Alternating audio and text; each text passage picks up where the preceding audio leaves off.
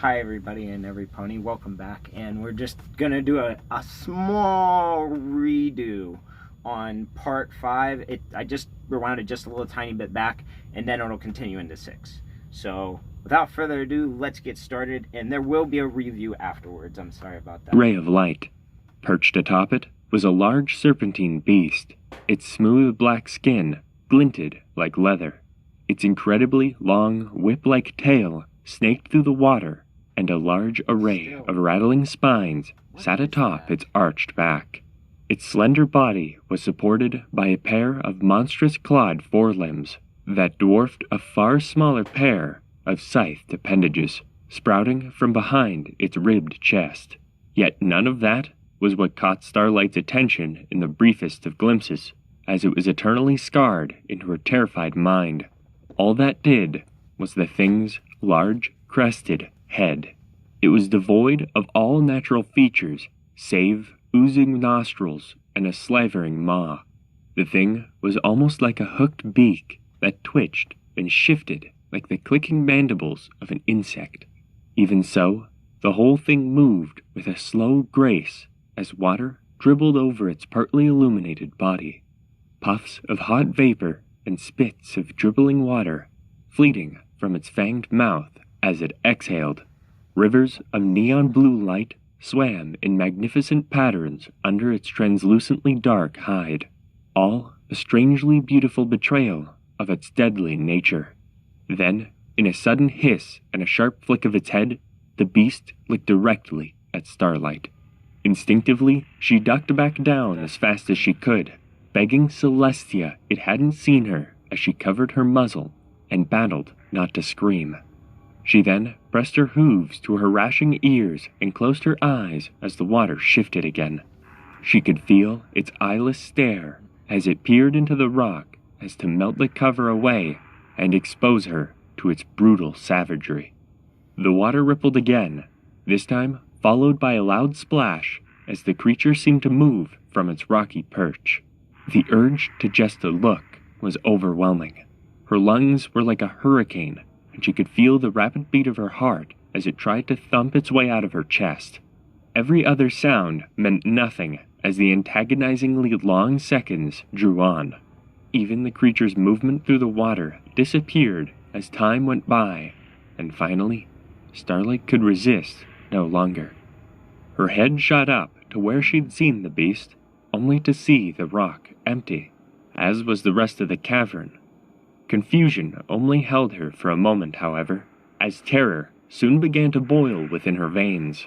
She jumped over her cover and moved to the cave's center, keeping an eye on every possible entrance. Still, the darkness remained naught but darkness, and Starlight's racing heart began to slow. She could only assume it hadn't seen her.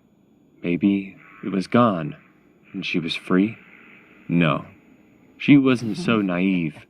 She knew it was still here, somewhere, and she wasn't going to give it a chance to do to her what it had done to her friends. She knew now for sure that it was no ghost, specter, or any sort of supernatural being. It was a real, flesh and blood animal, a parasitic abomination that had violated all of her friends, and she owed it to them to destroy it once and for all. That was when she saw it. Curled up in the watery shadows was that distinct crown of blue light that marked what she now knew to be its head crest. Starlight locked eyes with its quivering maw as the segmented orifice twitched and slowly parted. The thing looked right into her, seeing what she was on an inequine level that clearly didn't require eyes. Then its mouth opened wider, distending into a virtual ring of glinting black fangs as it gave a low, clicking hiss. Starlight narrowed her eyes and lowered her horn as her blue magic flashed to life. The creature gave a loud shriek as it jumped up and charged right at her.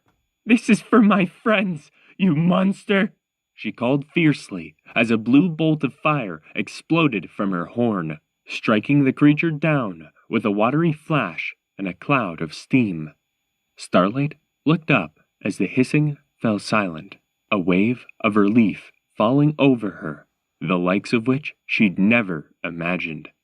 Yet it was swiftly overcome by the wave of traumatic emotions that followed. Brain juice. First and foremost, she looked to where her attacker had fallen, only to see its rippling image reform as if it were no more than water. Then she froze. That was only water. It was only a reflection. There was a cold puff of breath upon the back of Starlight's trembling neck, and a sticky, wet slime trailed down her damp mane. She gasped, quivering eyes going wide. The sensation shifted, and a slow hiss sounded right beside her left ear, a soft blue glow caressing her face as it did so. She couldn't turn, run, or even scream as the barbed whip coiled around her, and everything exploded in a painfully bright blue flicker. She did! She a lot of did.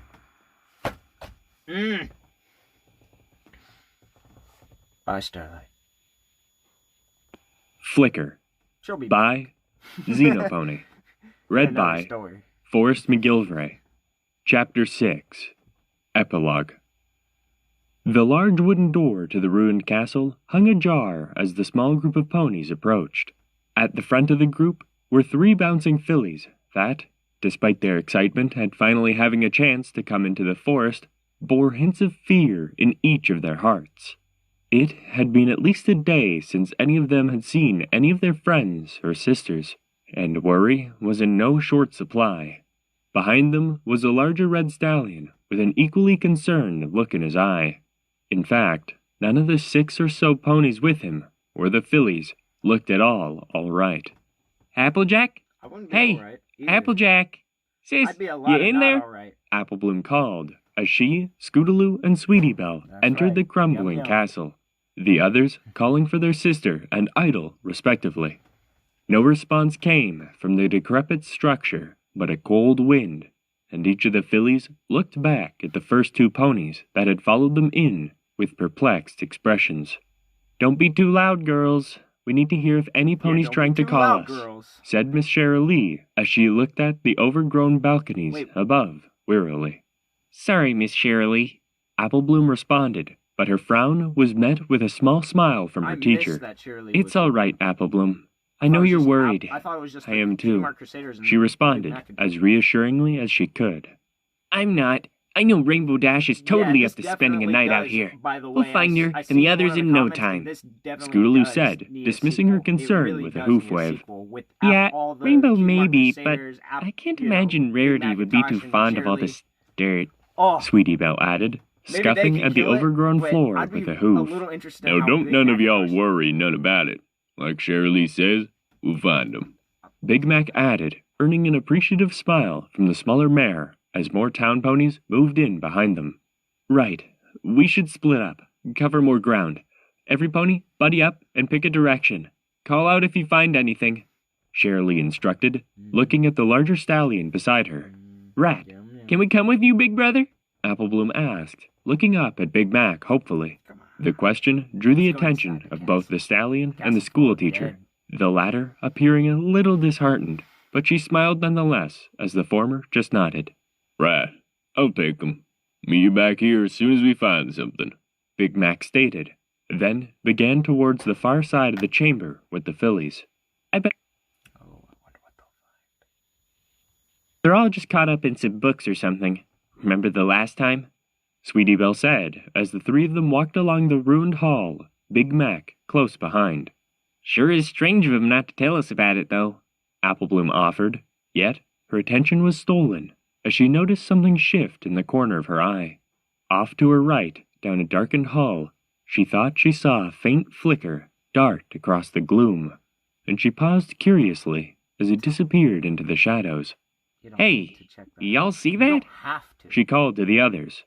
Every pony stopped and looked, except for Scootaloo, whose eyes became focused on a small crevice on the other side of the hall. "See what?" Sweetie asked, cocking her head in confusion as she tried to peer into the gloom.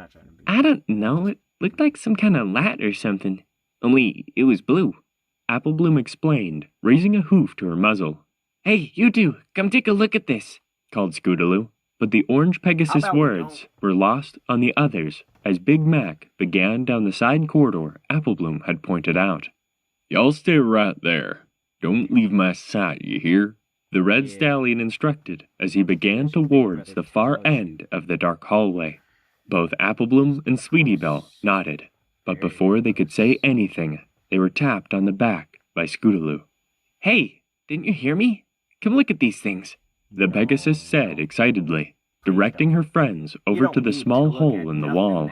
All the while, Apple Bloom kept glancing back at her older brother as she peered around the corridor at the far end of the hall. Then, she looked into the crevice Scootaloo had pointed out, along with Sweetie, to see a set of 3 faintly glowing black orbs.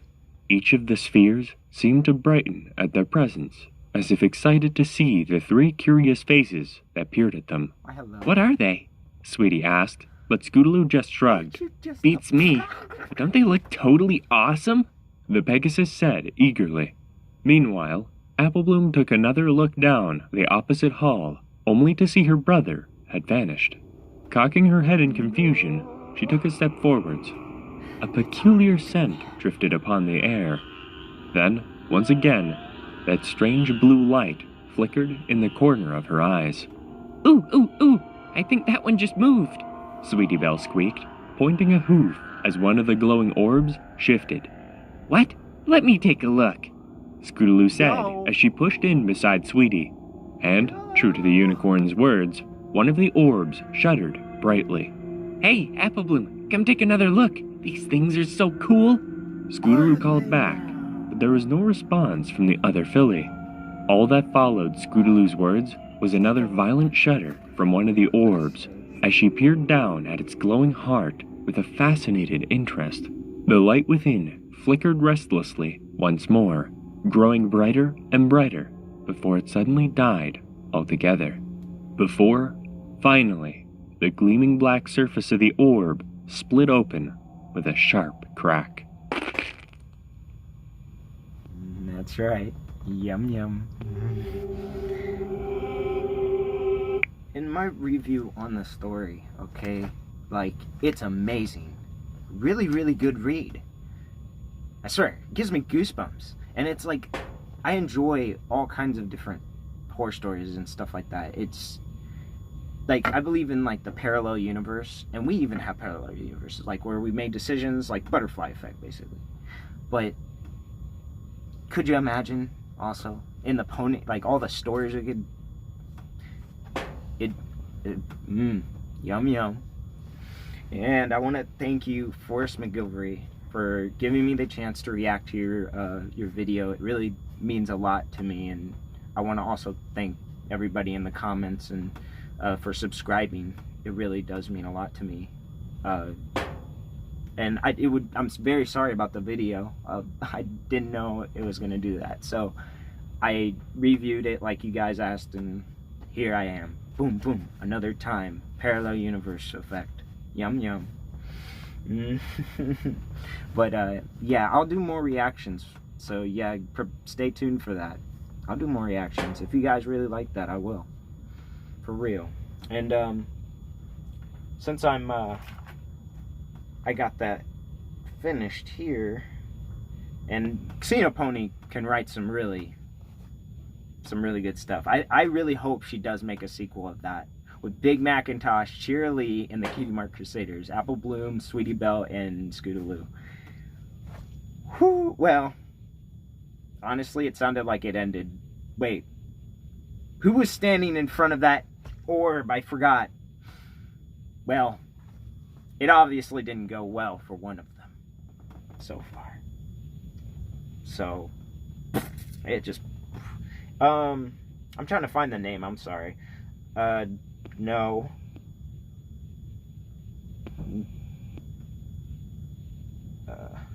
Okay, well... Hold on one second, I do apologize. Whoop.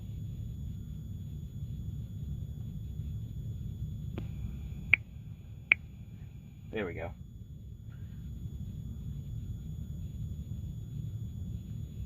No, alright, here. Where's my paper at? Gonna need that. Gonna need that lots.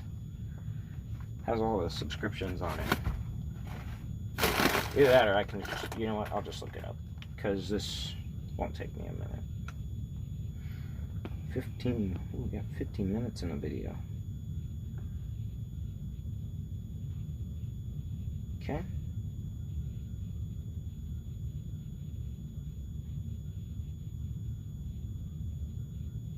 There we go. Okay. I am so sorry about this. It takes me forever. Hi everybody and every pony, welcome back to the Story Flicker. We're on part 14 of chapter 5, and I want to thank, that was like one of the videos turning on, but I really want to thank Berry Twist. I want to thank Darkfire Prone 3, and I want to thank Princess Moonbutt, especially for the comments, and also Forsaken Paladin, especially. Thank you so much for subscribing. Thank you, and thank you for the motivation. Every single one of you, thank you for the motivation.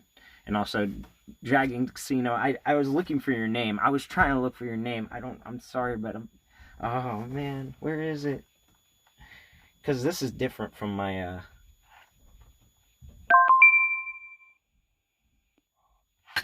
whoops. But anyway, I want to thank you guys so much, and especially Forrest McGilvray. Thank you so much for subscribing to my videos. It really means a lot.